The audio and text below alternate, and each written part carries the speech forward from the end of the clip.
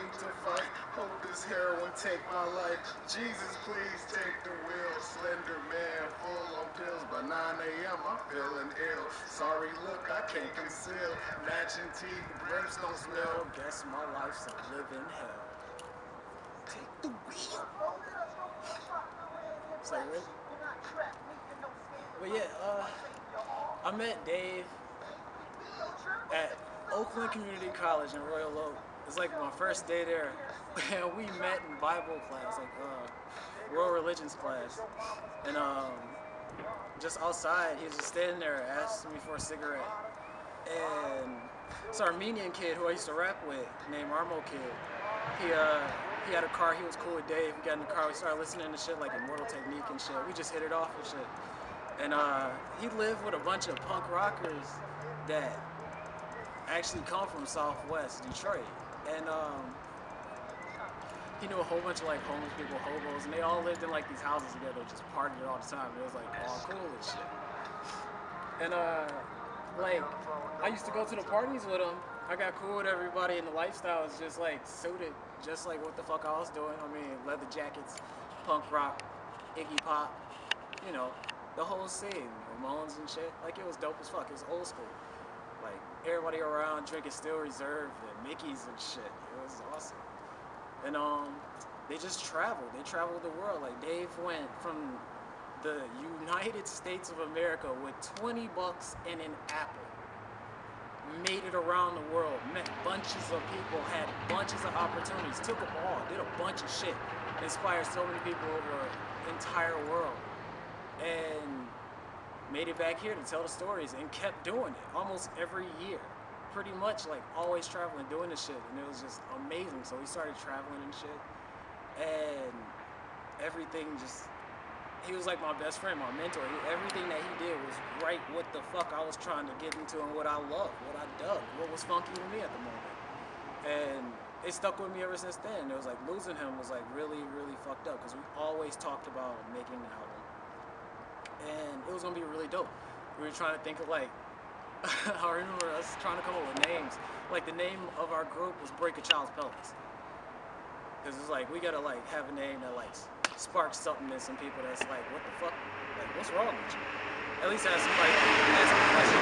So you don't have to like do so much when you like got the talent. You can have people come in, like asking questions and shit. But just the shit that, like, we were really lyrical with our stuff. It wasn't just like, you know, horrorcore, kill babies, rape and shit like that. It wasn't like that. Like, we were really lyrical. It was really like on otherworldly religious type shit. It was like shit that a lot of people couldn't comprehend. It was like, we had a lot of talks about like studies and stuff, just everything. And like, he was a really, really intellectual guy. He really inspired me to be a better person. He always told me like my music was dope as fuck. Stick with it. I really want to make music with you. Like, this dude was like 30 something. I was like 19, 20, and he's telling me like my raps are dope as fuck. Like, I remember the first verse I wrote and recorded was over this Mad Lib beat, and it was called Save Me. And Dave inspired it. Like, we wrote this rap. It was, I saw Satan soliciting sex on the corner of a sunset, sodomizing booty holes.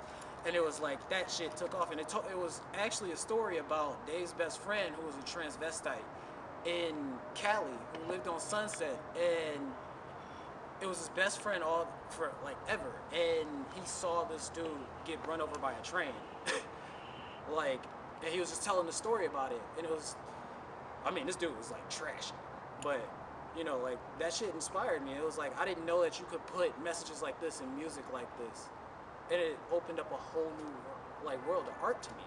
It was like, it's fucking amazing, and that's why it means so much to me. Like, when Dave passed away, it was like, right before then, we got into a car accident. He got into a car accident somewhere else. I did too. And he just happened to hit me up as soon as he got in Detroit. Hooked me up with like physical therapy, a whole bunch of stuff. Just helped me out and stuff. But we clicked with that, and I was making this album that's currently out now. And he dug the whole thing. Like, he was really vibing to it. He was like, you know, he wanted to be on it. I was way ready for him to do it. We did a couple of tracks, and it was just hot as fuck.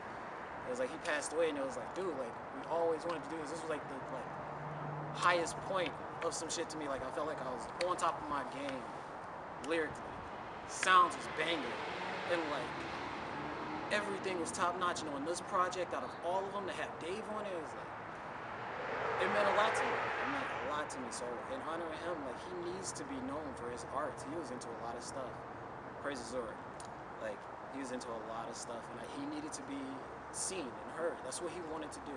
If you knew Dave, which a lot of people here do, he wanted to be seen. He wanted to be known, and he made it known. And I want to help him from beyond the grave. So that's why I titled the album. I wish my brother Dave was here. Like he should be here for his moment, because this is the moment.